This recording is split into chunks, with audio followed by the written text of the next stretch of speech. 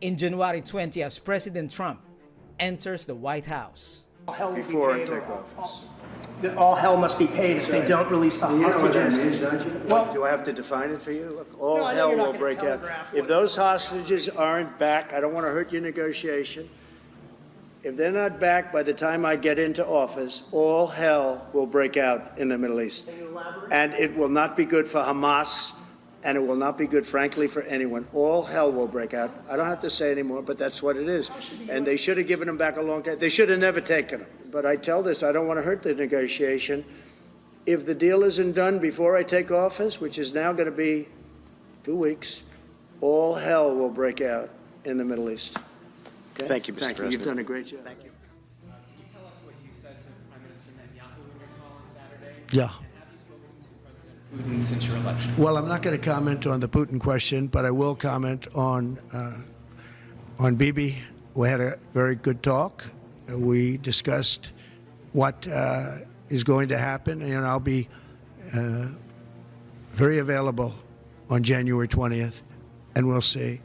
As you know, I gave warning that if these hostages aren't back home by that date, all hell's going to break out, and very strong.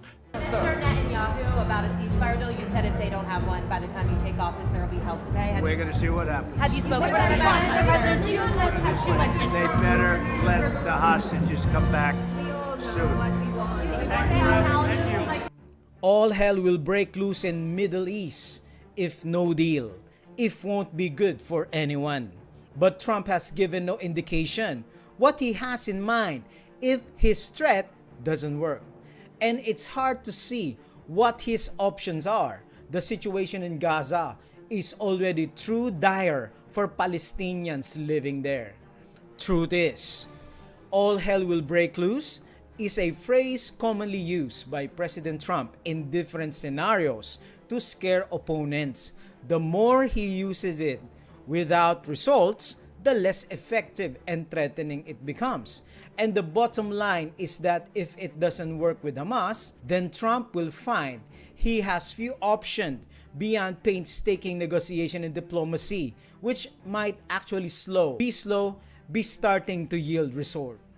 This caught my attention, dear friends, when a biblical term is mentioned in the media, such as hell breaking loose and people being captive, and the goal of and desire of achieving peace. God's people was held captive and called Moses to free his people, or all plagues will break loose. This was just not any threat. This is not a threat. It was a solemn warning to free them. Question: why does God want to free the Israelites? And what is the connection to the mark of the beast? We will study it shortly. January 20.